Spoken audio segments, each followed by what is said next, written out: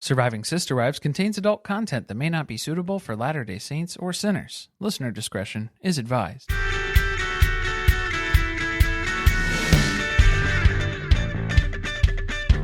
Hello and welcome to Surviving Sister Wives. I'm Corey. And I'm Carly. And this is Sister Wives, Season 19, Episode 7, Labor of Love. I'm just glad it wasn't a birthing episode, even though I'm pretty sure, I think we were talking about this, there's like a 95% chance that they already named a birthing episode Labor of Love. I feel like that is true, but is this, what is that called? When you just believe that something's true, but it's not? Religion? Are you talking about the... When everyone collectively thinks that something has happened, but it is not? The Mandela effect. There we go. Thank you. We got there eventually, didn't we? Is that what it is? Well, yeah, that's the irony that I couldn't think of the name. The end of an era, this episode truly is. We are getting rid of Meri's furniture. It's the end of the sushi restaurant, waiting room furniture, the end of the Titanic couch, which they didn't spend enough time on. Yeah, it was a big loss, I think, for the show in general and for the fandom, but we'll probably be able to get through this, I think. Well, it's continuing on with the biblical themes that they have for all of the episode titles so far this season, and this one is ripped from Hebrews 6:10 from the Word of our Lord, as always, every week. For God is not unjust to forget your work and labor of love, which you have shown toward his name, in that you have ministered to the saints and do minister. I gotta tell you, I understood almost none of that. Do you know what that means? No. Okay, good. Do you want to translate or? Translate? From the Southern accent. I just couldn't really understand what was going on Did you not understand the words that I was saying, or did you not understand the message that was deep within the spiritual texts? All of it. Also, at first I thought you were doing the Robin voice, and then I got very confused, and then I remembered the preacher. For God is not unjust to forget your work and labor of love. Okay, it's considerably worse in the Robin voice.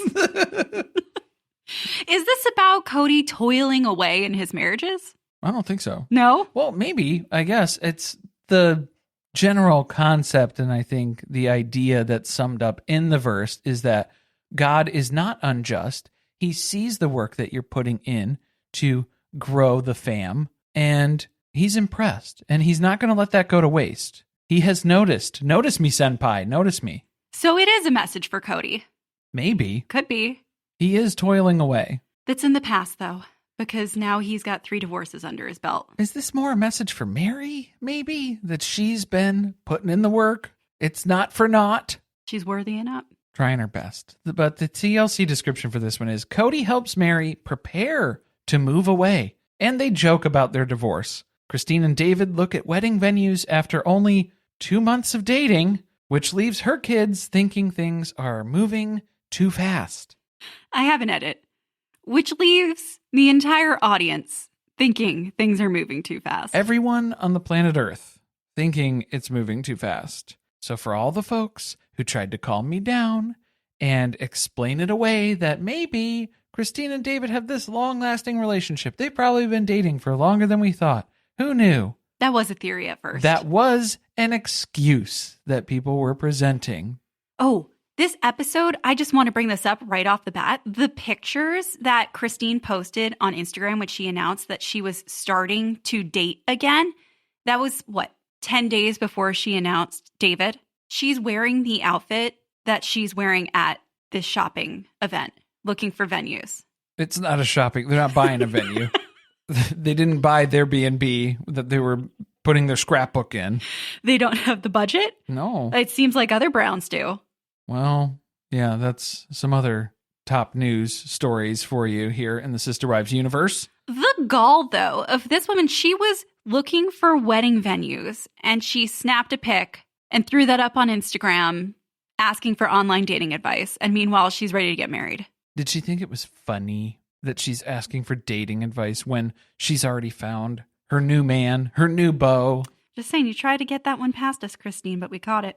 The exact same outfit. It was the day. down to the day. I think it was at the first venue. If you thought the Instagram timeline, no, if you thought the show timeline was fast for Christine and David moving along here, looking at wedding venues when they've only been dating for 2 months, the Instagram timeline was incredibly reduced because it was only a week from the time that she announced that she was dating. And then magically, here's David, the love of my life.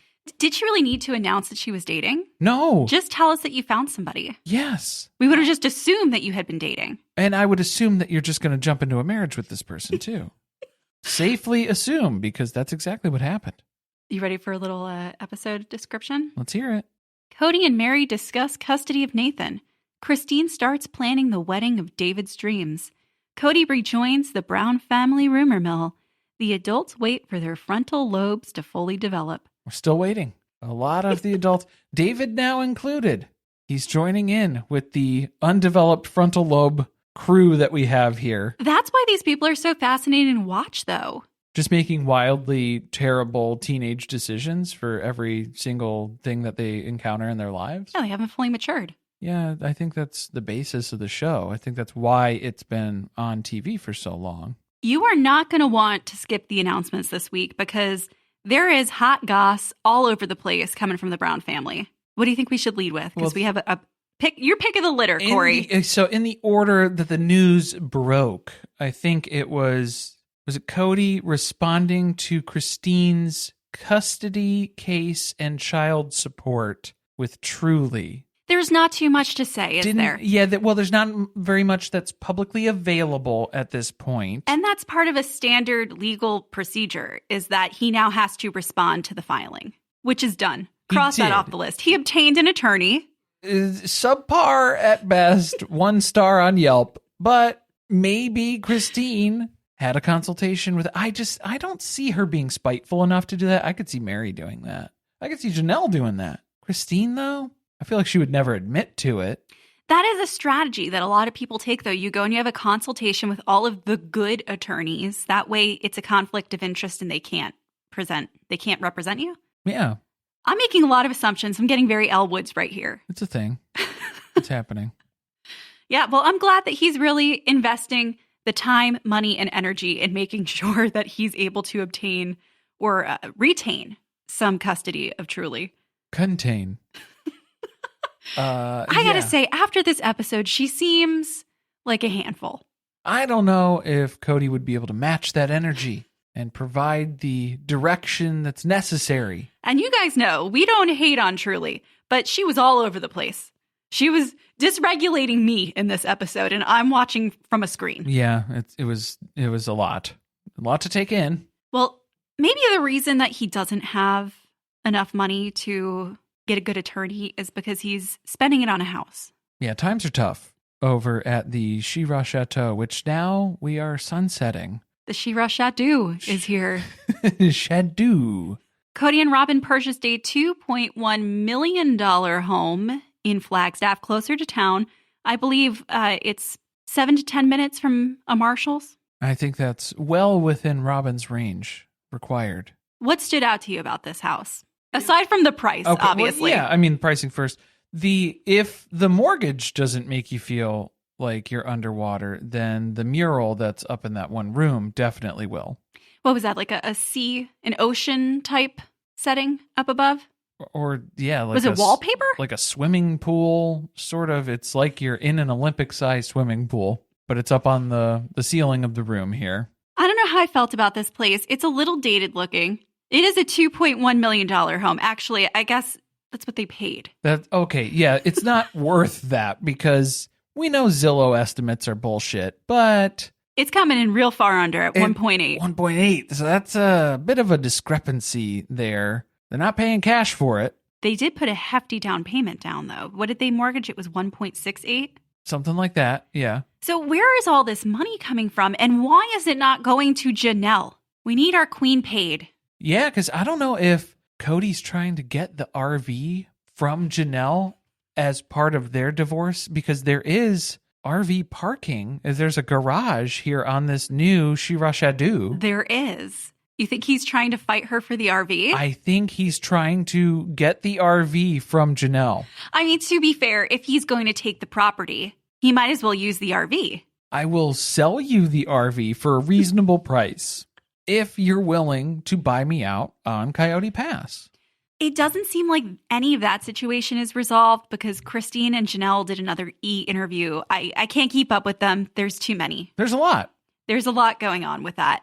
And in it, she mentioned that she only talks to Kody when they talk about their division of assets. Which, that's still going on. So they're probably on the Plath family court system of divorce, where you just go at your own pace and nothing gets done. Hopefully it'll get sorted out eventually, but we're not holding our breath. I am so worried for her that she is not going to get what she deserves out of this whole situation, because it just seems like Kody keeps kicking the can down the road as far as making things right with her.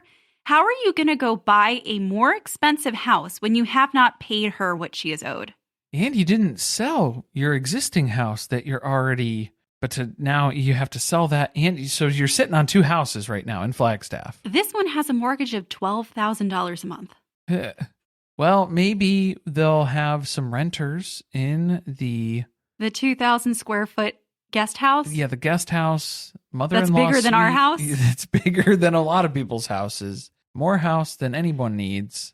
So I guess Rora and Brianna are going to be stuck here forever. I don't know about Dayton. We haven't had a Dayton sighting in so long that I think that he's moved off the premises. I'm not sure where he's at. Yeah, maybe he took Janelle's RV and nobody's seen him in a while. Or maybe that's what they're trying to get him, an upgrade. That would be nice. From the one they had outside the Shira Chateau. Yeah, that would be good. Because I don't think that one needed a double-decker garage bay. No, the one that they had? Yeah, the one that they had was like a mobile camper. It wasn't really Janelle RV sort of situation. Wasn't brand new, you know? It was It's not definitely what they're used to. Pre-owned, maybe certified, but definitely pre-owned. In the latest breaking news, Maddie has announced that she is starting a podcast. Yes, it's going to be The Authentic Society, available on Spotify and YouTube eventually, soon, sometime in the future. I am a little concerned because she's doing this podcast with her friend Jamie. And if you all recall, when Maddie did that podcast episode and everyone had a hard time finding it, it was with this friend. So maybe not the best indexing that's going on here. If nobody's able to find these podcasts, it's going to be harder to listen to. Well, as soon as the first episode is up, we will let you all know. And hopefully there won't be as much interrupting as there was in the last time we heard Jamie host. And Maddie, if you're looking for guests, we're always available for a guest spot. You just send us an email, survivingpod@gmail.com. You let us know. I don't think after all the things that we've said about Caleb that we're at the top of her list for a guest. But I think you might be surprised, Carly. I think you might be pleasantly surprised. I don't know, it is very hard to come up with podcast content. You never know. You might want to dig to the bottom of the barrel. Just start at the bottom of the barrel, and then you can only go up from there. Well, if you want to listen to more bonus content like this from us, you can head over to our Patreon, patreon.com/survivingpod, where you can listen to this episode and others ad-free and early, as well as get our Let's Talk About It episodes. We just recapped 1,000-Pound Sisters. I'm trying to remember what happened. Oh, it was the white chocolate shrimp Alfredo incident. How could you forget? I blocked it out very quickly. We had our first episode of Mediocre Down that you can listen to, where we're talking about revisiting Wynn and Kody's relationship and how that potentially contributed to the downfall of Kody's mental state. Toxic parenting at its finest, going right to the roots. And also be sure to follow us over on YouTube and TikTok at Surviving Pod in both places. I have to say, I've been trying my hand at the TikTok memes, and y'all think they're pretty funny. It's good. Yeah, it's going well. Corey usually gets the credit over on TikTok. But I've had to direct some there are people multiple to know. masterminds here. Yes. It is a team effort, as always, at Surviving Sister Wives. And also Kristen Krieger in the mix as well. She's been helping us out with TikTok. So it is a team effort. Shall we get this pony in the moving truck? Is that appropriate? Well, okay, yeah, you look surprised. You can't get it in the water because it's a lot of ice on this surface. Those hooves are just sliding around this episode. Sliding. It's not safe at all. No. So Meri is preparing to move to Parowan, which I think was probably a shock to Kody, since we know he's been convinced for quite a few years that Charity lives there. Yeah, I think every time she's brought it up now, he's been dying to say, "Told you so. I knew it." Do you think that's why he's offering to help her move? Because he's convinced that like 90% of her shit's already there. Yeah, she already lives there. full time. Not going to be a heavy lift There's to help her nothing, out. Nothing to move. But it is a good excuse for Kody to bust out his moving denims and the moving gloves. He does love to do that. So, I mean, he's not going to say no to that. He did have the gloves last time he went to visit her. It was in the last episode. Just in case. He was ready to move her out that day. I'd love to have you out of the vicinity of Flagstaff. If you're ready, I'm ready. We can make this happen together. And she is making it a little easier for him to help her with that eventually because she's getting rid of furniture. Like we said at the top of the episode, this is the furniture that they purchased back in, what was it, like season 4 or 5? And that was secondhand, wasn't it? Yeah. Remember that Meri couldn't decide if she wanted this couch or the other, and she eventually went back and got the Titanic couch as well. You got to get them both. Yeah, if it's between Sushi Couch and Titanic Couch, it's two very different aesthetics. She's held on to them all of this time. How have you found rooms and places to put these couches in everywhere that you've lived in between that time? That's amazing. That's a feat. It doesn't really seem like, too, she's a person who needs multiple sitting areas. Does she have a lot of visitors? She used to. I know she used to, but at some point, she's moved so many times since she first purchased these that you would think you would have gotten rid of them at some point already. I think in the Flagstaff fire move in season 14, I would have been schlepping off some stuff where I'd be like, I don't need this. Get it out of here. Just need bare bones furniture in this place. I need essential pieces only. Nothing else. But yeah, it's time to pour one out for the Titanic couch, I guess. I know, we got to sunset it.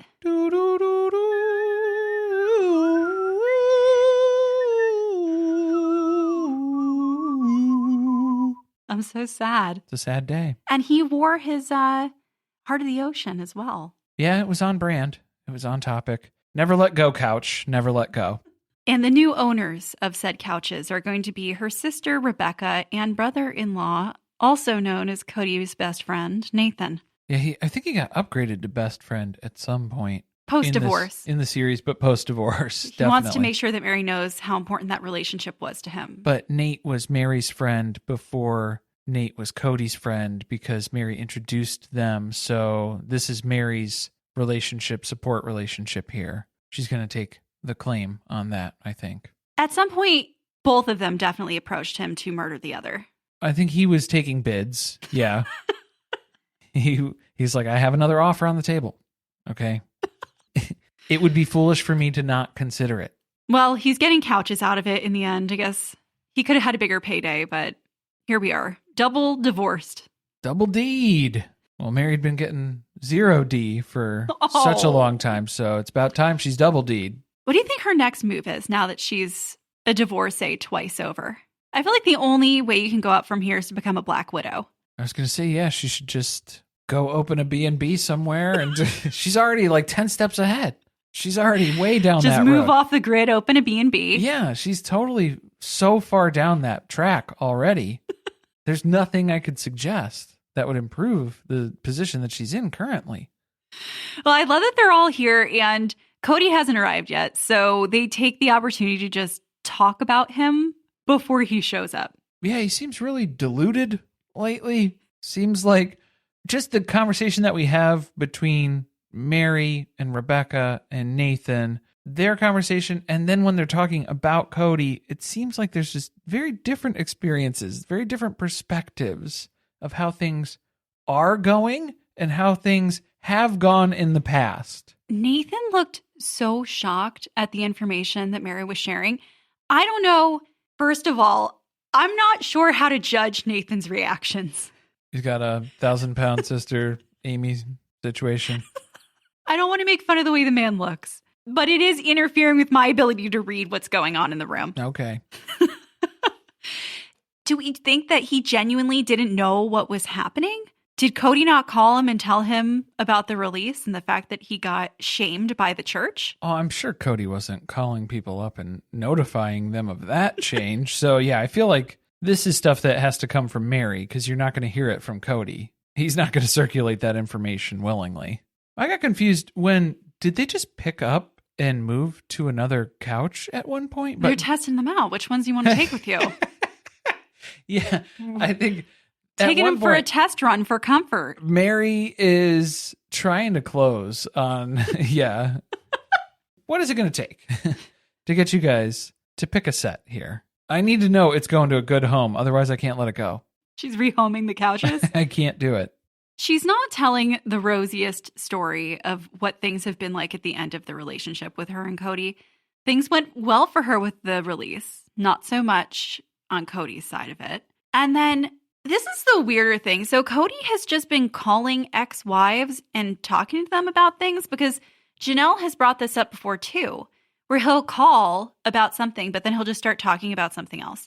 So he called Meri and started picking a fight with her over when their relationship actually ended or why it ended. And that just seems odd, like something that you don't really need to do. Well, I wonder how close it was to the release call. If it was part of the release, then if he was contesting that, well, then you should have joined those calls, any of the calls where the church was involved, where you could have established your case and presented your side of the argument for how this was going. But he stayed out of that. He didn't respond to anything. And the release happened because he didn't interfere at all. So it's a little too late now to come back with your side of the argument, right? Especially when you could clearly point to the catfish incident. Obviously. Well, and he did. I mean, I think that's where Meri has to point out, though, it was probably before that. Because that was what pushed Meri into the catfish situation from her experience. Yes, that's always been her excuse for having gotten catfished, is that Kody kind of abandoned her in their relationship. He doesn't like that word, abandoned. I did like that we took an entire segment to talk about how much Kody has changed visually, just on facial expression alone. I almost forgot about this. The show needed to address it because we've gone through the different stages of hair and loss that is happening in that arena. And they're not even concerned about that. They're just like, this man's face has gotten scarier within the past few years. Robin is referring to it as murder face. She didn't think that one through before she said it. No. You're giving us all material, girl. It's murder tarp face, I think, is what you're going for. And she mentions his eyebrows. Is she helping him with his eyebrows? No, I'm just saying she is aware of the existence of eyebrows. She clocks them on other people and how they're being used, but she has eyebrow blindness, as they would say on TikTok. Roby brow. She's one to talk. He uses this face with the children. And it's scary. I would be scared too. So his excuse, though, is that he just has asshole face. It's like resting bitch face, but that's Meri's thing, so he had to invent something different. Resting Kody face. But that doesn't seem like a resting state. It seems like an activated, furrowed brow. Well, it's also the things coming out of your mouth. You are being an asshole. It's not just the way your face looks. Doesn't help, though. Definitely doesn't help. Well, they get that out of the way just in time because he pulls up in the driveway. And nothing is more awkward than having to go meet somebody that you were just talking about. So Nate's the only one to approach Kody. Everyone else is staying a safe distance. And that's when Meri's hitting us with the yoo-hoo. Yoo-hoo. Because Cody's actively ignoring Meri. Right? She was in distance that you could hear that. Oh, you could see and hear what's happening. Their driveway's not that big. Yeah, he was not. Well, Meri's driveway is not that big. Right, not compared to his. We weren't at the Shira Chateau. No. You said there like it was a combined driveway. Oh, this hasn't been their house for a long time. This is Meri's driveway. But he's further up in the driveway here. He should be able to hear this. He's actively ignoring Meri. He also does not give her a hug. Well, she was also kind of ice skating on the ice. She had her hands in her pocket of your shitty hoodie. Vibing and thriving.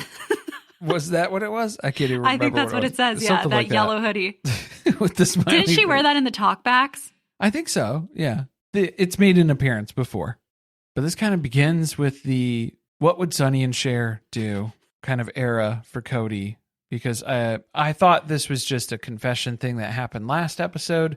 Turns out this is going to be a big part of this season because we're circling back on it. Not only for this segment, but also an entire conversation coming up too. He's really run out of excuses. I think that's what's happened. So now he has to find some deep-rooted issue within his childhood that has caused him to fear divorce. I think, yeah, either that or he's so afraid to talk about his divorce, so he just needs to talk about a divorce, a neutral divorce that he's not personally involved in, but still has an emotional investment in. That's fine, but how about something a little more current? Because most of the audience is not following you on this. Jennifer Aniston, Brad Pitt? That's even pretty old at this point. Is that what it would be? Who would be a current? Everybody gets divorced now, so what does it matter? Princess Di and King Charles. That was a big divorce for a lot of people. Mary's just lucky it didn't end the same way. However bad your divorce is going, it could be worse. It was really unsettling to watch this part of the episode because of the fact that Kody and Meri were interacting so well together. They were exchanging their veiled insults, which is their version of joking. But in a very lighthearted, I'm not necessarily going to hold this against you kind of way. Okay, I think there was more freedom. Yeah, Meri wasn't walking on eggshells worrying that she was going to upset Kody. She was actively trying to get some jabs in. But then I think what that activated within Cody's brain was a time when he respected Meri because they haven't interacted like this in a very long time.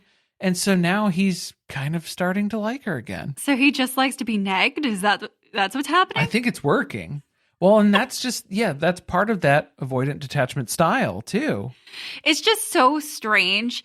You could have seen this coming with him though, right? That they would get divorced and then all of a sudden he would decide that he actually genuinely likes Meri, even though he spent so long talking about what an atrocious person she was to be around and how he had no interest in getting to know who she was. Who she was, who she is, who she will become. He has no interest.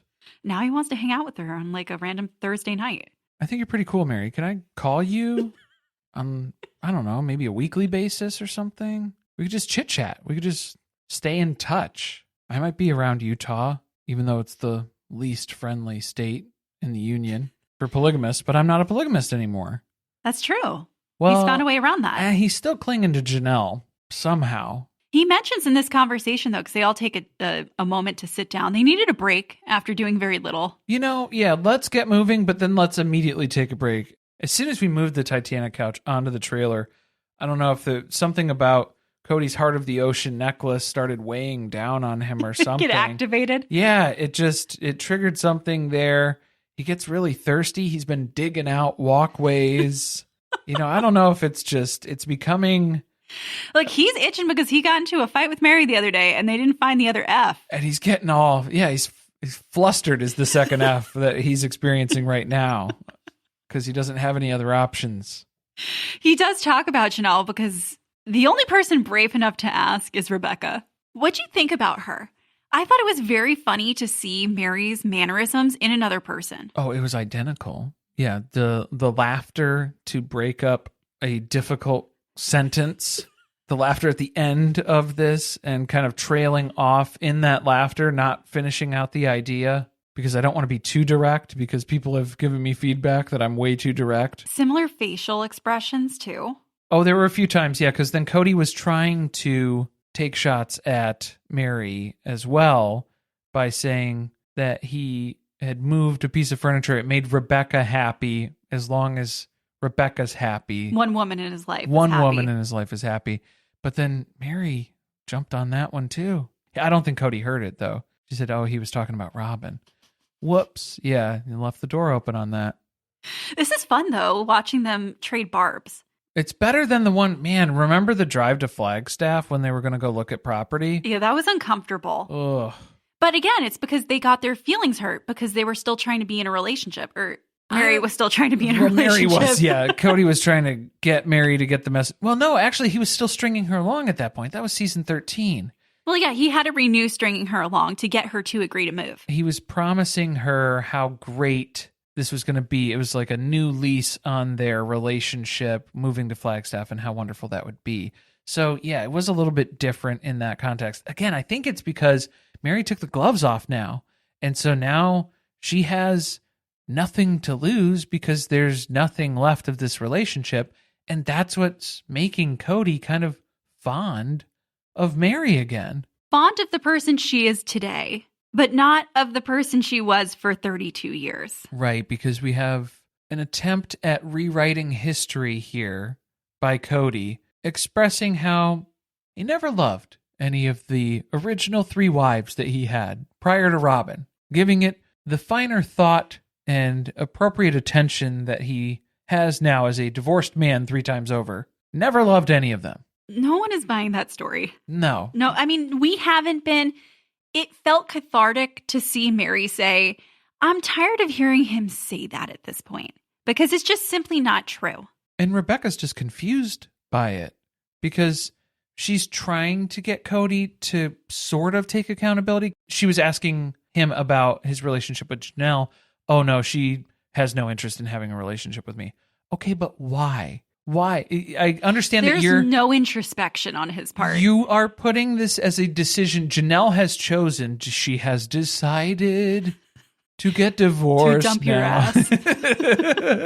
So if it's her decision, how did she reach that conclusion? A decision he has that no idea. Yeah, a decision that Janelle made. It's not you're not an impartial party in this. You're involved in that. He simultaneously never loved Janelle, but is then really upset that Janelle doesn't want to have a relationship with him anymore. Yeah, because the act is easy. He's great at pretending. Great at pretending to love his wife. I'm not sure he's in the room with us because it was so weird watching her talk about the release too and try to explain how she thinks Kody felt through that whole situation. And he just shakes his head. At one point, it looked like he was holding Rebecca's hand, but he was just clutching the gloves. Yeah, that freaked me out because Kody does strike me as the type of person who would absolutely grab someone's hand next to him when he's talking about heartfelt things like Sonny and Cher's divorce that really had an impact on him without taking their feelings into consideration. He would just grab somebody's hand because it's right there. Just invading their personal space? Yeah, absolutely. I mean, that's very apparent in the She-Ra Chateau. We see that behavior from others. Yeah, so this just turns into, it's another Sonny and Cher. Well, it's all about Kody. Trauma We've got to talk about Cody's trauma. And everyone just stares off into the distance because, 1, they're bored. 2, they're uncomfortable because somehow this conversation has turned into a reflection on Cody's life. Nate got real confused. He was not ready to be talking about Sonny and Cher today. Was not expecting that to come up. That was not on his bingo card, as it was not for most of us in 2024. No, he's also talking about like his life, and you write your own story. You're the author of your own story. Right, Meri? Because he saw those posts. The book posts? The book posts that Meri was teasing out. What was that, January of 2023? I don't know. She's posted multiple things that made it seem like she was writing a tell-all book. It was around the holidays where she'd been doing some journaling, and she's the author of her own story. So that was Kody making the attempt to feel it out to see if she was maybe writing a book, or... Do you think he reads her Instagram updates? I think he stays in touch on this. He must. Updates. Yeah, absolutely. And that was his nod of like letting her know, yeah, I see you. I see that. This felt like Kody was trying to pick up the pieces of earlier seasons of Kody. This was like cameo Kody on the couch. He was very excited to have an audience that he could entertain. You could tell that the whole pitch of his voice goes up. He gets a little manic in the speed of his speech. Do you want to demonstrate the difference for us? Even though it was sad stuff, though, because it was mostly about Sonny and Cher's divorce and how that deeply impacted him. Well, Meri, I saw your Instagram post. The author of your own story? A New York Times #1 bestseller, perhaps? I think you would have had a totally different affect if it was just him and Meri talking. I think it would have been more like their conversation we saw last week. Yeah, exactly. He's really putting the show on here. Because I think, last week he was still just going for reactions and whatever he could get out of Meri. But I think he was realizing he was kind of at the end of that road with her. And so now this is just something completely different, something new, something he still doesn't know how to navigate. He doesn't know how to be a divorced man. For being divorced 3 times, he still doesn't know how to interact with that. He doesn't know what the boundaries are. Well, how would he ever understand what a boundary is? Generally being Kody Brown. I like that Meri's finally getting her new beginning, though. I'm happy for her in that. This is good for Meri. Kody is just confused. Why is Meri so fun and light? Why is it great to be around her? It's been so easy to interact with her the past few weeks. What a shame. We couldn't have done this sooner. She only begged you for that for the past decade and a half. Yeah, we should have. We should have either gotten divorced sooner or just, taken the pressure off here and just interacted again. That was pretty much all we see of them, except for at the end, there was some weird, extra footage that was cut into the stuff going on with Christine and David. It was just them finishing packing up the trailer with all of the furniture. And then I guess Kody struggling to stand up with his 6-pack abs. He's being sucked into the Titanic couch. Yeah, the couch doesn't let go. So that's the problem. Nate couldn't get up from it. I think Kody was giving Nate a hard time about getting up from the couch, how he had to roll off of it. And so they were asking Kody, please demonstrate. How do you not roll off of this couch in order to get up? And he couldn't do it. This is only the second time he's ever sat on that thing. Once in the store and now on its way to its new destination. That's it. All right, let's get to Christine and David. There's nothing more exciting than watching someone plan a wedding that you already saw air on TV. Wow, I don't care. Man, when I say I don't care, holy cow. I'm just on pins and needles about which venue they're going to choose. I just really have no idea which one they're going to end up at. Yeah, because they're somewhere in Moab. The prehistoric location, Moab, Utah. Red Rocks, bitches. It is the end of January 2023. They've been dating for less than 2 months. They're not engaged. They haven't looked at rings, but they are looking at wedding venues today. This is like the episode of Friends where Monica puts her name down to get a date at, a museum to get married at? Yeah, I think it was, whatever venue it was. Just because it takes so long to get a date that opens up. I think that's what Christine was worried about. We can't wait a year and a half. That's just unreasonable. They have dates available at the end of 2023 at this point. Their earliest date that they listed was available was October. So 10 months from now. Which they took. So it seems like something that you would be able to plan for in a reasonable amount of time. It's not something that's There's not a rush on Moab weddings. A 5-year waiting list in Moab. I think you'd be able to pull something off. I'm really surprised. David described why he loves this place and just thinking about the dinosaurs roaming around. And I'm really devastated that didn't make its way into the wedding. There was no theme. Dino nuggies, something needed to be there. Some chickens walking around, quack, quack, quack, quack, quack. Are chickens prehistoric animals? Chickens are descendants of dinosaurs, so they're dinosaurs. I don't know any animal facts, so this is not the time for me. I thought we were going to have a special interest moment from, I almost called him Ken. Nope. David. From Dave. You're just going to call him Dave? Big Dave. Dinosaur Dave. Dino Dave. Dino Dave. Oh, man. That's his new name. That's good. That's sticking. Yeah, that's pretty good. Everyone feels like they're moving too fast, and the kids really haven't had time to warm up to the affection situation. They are not comfortable with the amount of PDA that's going on. Truly, first and foremost. This child is desperately trying to hurl her body between the two of them just to break them apart at any opportunity. I didn't like this for a couple reasons, I think. That feels intrusive for me. Truly knows about body autonomy. We know she knows. She does. She is a body autonomy queen. So to run through, I almost said your parents' hands. They are now. Dino Dave's not there yet at this point, but we know where it's going. So, but to run through your parents' hands to separate them physically as they're walking around a venue, I needed her to jump in the middle of them and separate them when they start making out at different intervals walking around the grounds of these places. Not when they're holding hands. That's fine. Let that slide. Pick your moments better, truly. I need you to police this from a different mindset. Holding hands, that's fine. We let that slide. The making out and the kissing where now everyone is just standing around talking about how awkward it is that we are party to this that's happening. That was the moment to intervene. That is where you need to get in there and say, all right, look, come on, let's break it up. At one point, and you almost didn't hear it because they were walking through the door of the first place. When Truly does that, Christine turns around and says to her, "We're going to be together." It was a joking way, but it also... But it's not funny. But it's not funny to joke about. It's not a joke, you know.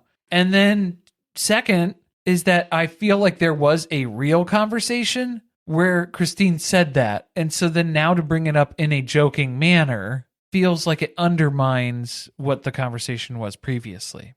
I know that people don't like to hear this, but I hate the fact that it seems like Truly is struggling a bit with accepting the situation, and they're just continuing to steamroll ahead. Truly's not the only one. Isabel is speaking up too. She's being supportive. This is great. I'm happy for them. They seem to be very smitten with each other, obviously, but it's a little much. It's moving a little fast. It's moving fast. And the Brown family rumor mill Rumors. is moving just as fast Oh. because even though Christine and Kody have no contact anymore, he has heard about David. I'll give you 3 guesses where that rumor came from. McKelty. Don't say it 3 times. You're going to summon her. Oh, no. Now I'm nervous. Tony McKelty. Okay, let's add Tony Let's in there. do that, yeah. I feel like he could have been in on the gossip too. Yeah, I feel like he would bring it up, and then McKelty would have to confirm it, because then Kody would turn and look to her as like, oh my God, is this true? Tony does like to stir the pot. Yeah, Tony just says stuff. He doesn't even realize how inflammatory I think it is. he realizes. Maybe sometimes. He's trying to get a little bit of a reaction. Maybe sometimes. It is so great, though, that Christine has found her soulmate. Cody's really happy for her. Only because he wants her to be equally as happy for him in the fact that he has his soulmate in Robin. That's what it felt like. This felt like one of those things where, not where Cody's trying to win the audience back or gain favor with us for being so understanding in this situation. This felt like one of those times when Kody is granting permission to someone else for something that he himself has been doing. That's the only time that he's accepting of someone else's situation. Is when he is sees doing himself that. in it. Yeah, he's doing that too. He's been doing that. He has a soulmate. So that's the problem. It's religion is the problem, that we're eternally bound and married forever to these people that we don't even like. That's not fair. That we That's not didn't fair. even know. Yeah, that's not fair to anybody in that situation. That's not fair, especially to me. Especially to me, who then can't leave them. I have no choice in leaving them. They can leave me, and that's fair because it is up to them, and otherwise we would all be miserable. At least, though, I will say Kody seems to have learned the lesson that marrying someone when you haven't known them for very long doesn't usually end up in a great place 20, 30 years down the line. Christine didn't really learn that lesson. Yeah, because she's just jumping right back into this, even though she's telling us about all the polygamy wedding woes that she's had, how marriage was never a big deal when you're joining in on a family. And so she wanted to have her own big wedding day, and that was what the whole point of this was. I like that she didn't mention about Robin's wedding, because that was a little different. At first, she didn't. She was talking about the church discouraging them unless you were the first wife. If you were the second, the third wife. Then she stopped with the examples, because we can't say the fourth wife, because the fourth wife one was different. She didn't go with the fourth wife. Nope. You know, you don't get to have a big wedding. That's just not the way things were done. That's just the way it is. And this is her opportunity to finally have her big wedding. But Robin clears it all up for us. The only reason why she had a big wedding as a fourth wife was because Kody wanted that, not Robin. She's only tried to do what will make Kody happy her whole life. Always. Forever. Yeah. Forever. Do you want to talk about this first place?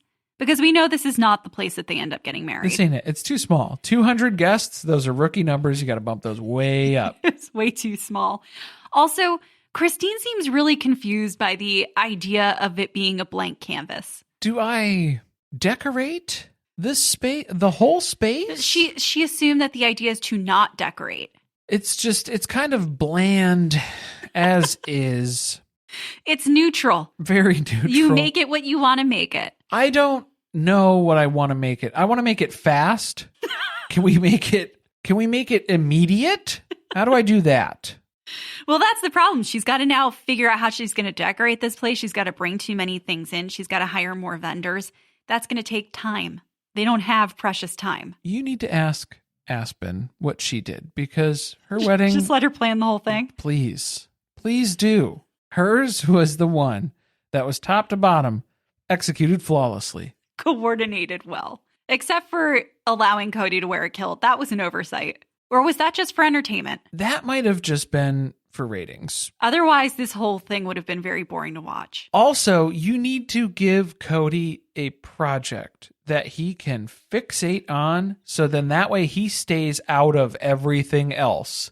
So, well, we know he's not coming to this wedding. Well, yeah, but I mean, I think that was for Aspen specifically.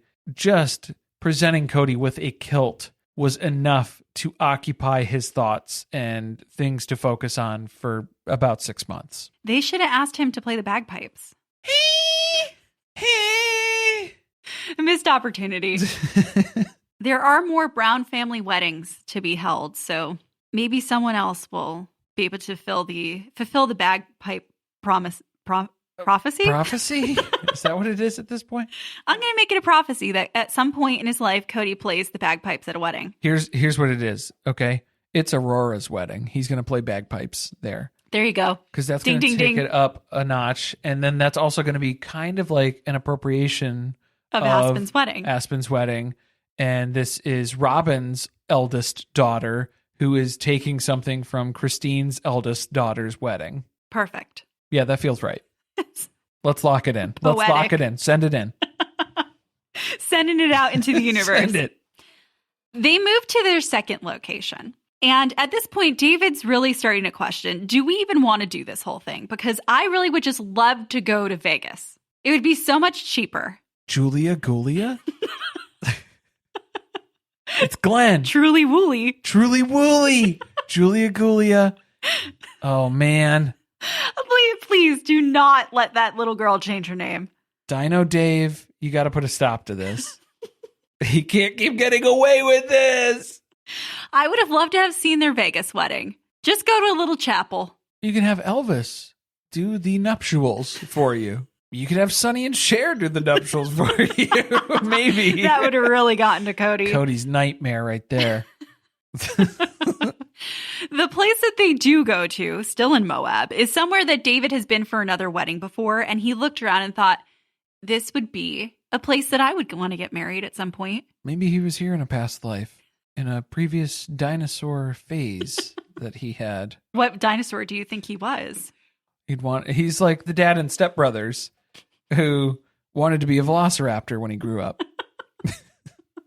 You're a human being. That doesn't even make sense. Just let Dino Dave live his dream. Dino Dave. I forgot how to do it. I can't do it. I lost it. I was having a hard time watching the rest of this because of the fact that Truly was just running around. At one point, she almost fell down and tumbled down the hill. She's still trying to break Christine and David up when they're holding hands. But she's again, spinning a lot. Not when they're smooching. So that's what I'm saying. You got to get in there when Maybe she didn't want to get that close. I know it's dangerous, but that's when you need to break this up. Because you're getting to a point where you're going to have to tell them, hey, get a room. And then they start going and looking at the rooms. There's a room here for them. There are rooms. So we have to be careful. I have a feeling Dino Dave stays the night quite a bit. At Christine's house? Yeah. Well, yeah, that's where we end up at the deluxe king cabin. The kink cabin? The kink cabin. It will be for the wedding night. So cozy. For now, David's over there checking the bed. Not to see if it's comfy.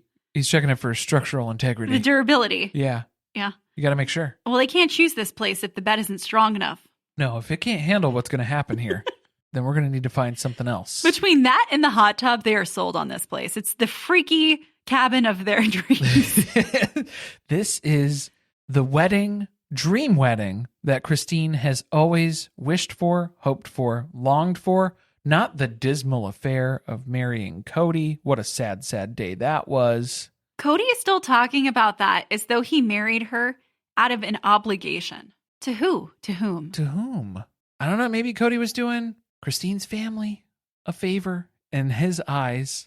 Christine was the old maid at 19. I don't know. Do you really think that that's true? 19? She's aging out of the system here? Yeah, I think so. Caleb's system, she's out. Oh! Not getting us that podcast guest spot, are you? All right. Sorry. Sorry, Maddie.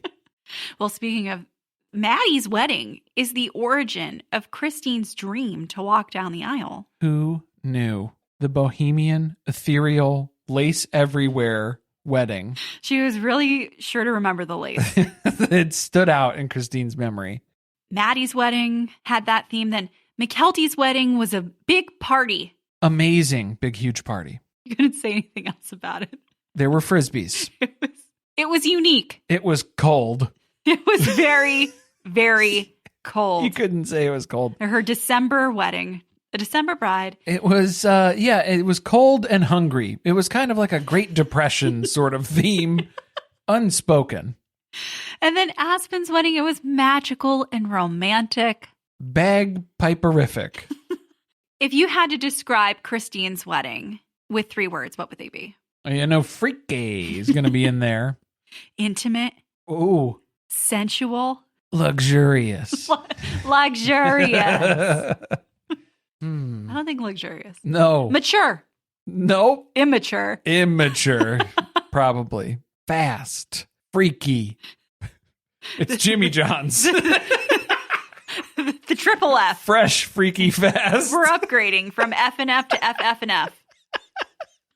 Fast, freaky, fresh. Is there anything else to say about this other than they gave Robin her flowers for having included everyone in her wedding? And she was like very defensive about that whole thing. He got fired up. The fact that they even asked her about her wedding. Because it wasn't about her, it was about the family. Yeah, because Kody learned his lesson with Janelle and Christine's horrible weddings. Don't ever do that again. When we go for the 4th, we got to make it great. We got to make her happy. I don't know. Why did it sound like Christine was banking on a vow renewal ceremony with Kody for a long time? She was already rethinking this magical wedding experience, and then she didn't realize that she was going to be able to actually remarry somebody who's better than Kody. And I think that's actually the unspoken part of that fantasy that she was having during those moments where she kept designing this dream wedding experience of hers.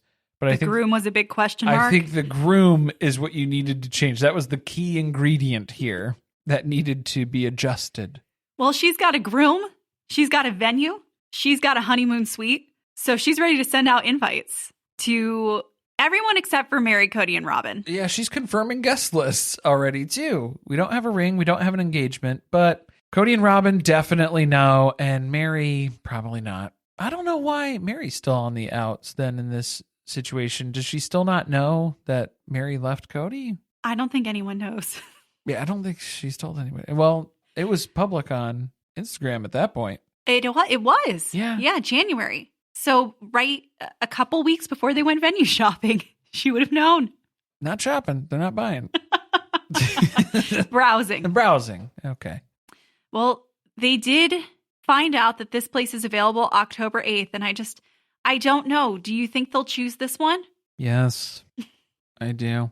I'm surprised they didn't get put on a standby list where they were just throwing it out there as, hey, if you have any cancellations, anything sooner than October, we'll move it up. We'll take it. Yeah, we'll be here. You just let me know when and where. Everyone just needs to mentally prepare because we're going to continue to endure Christine and David planning their wedding for multiple weeks. Yeah, it's in all of the episode descriptions moving forward. We're going to watch them plan everything. The dress, the cake. What else? The flowers? Is that what they typically do on these shows? They're going engagement ring shopping. Great. We all have that to look forward to. Next episode, Kody suggests reconciling with Janelle, but she flatly refuses when he continues to prioritize Robin. Christine introduces her boyfriend David to more of her children before they head out ring shopping. Yep, that was the only thing that was missing here. We have to actually get engaged now. I wonder if David is concerned about how many dinosaurs are in that diamond.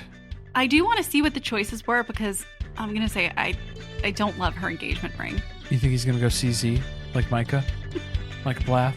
No, I don't think Christine will allow that. only the best for this wedding for the two of them. And I think TLC gave them a stipend. Yeah, probably.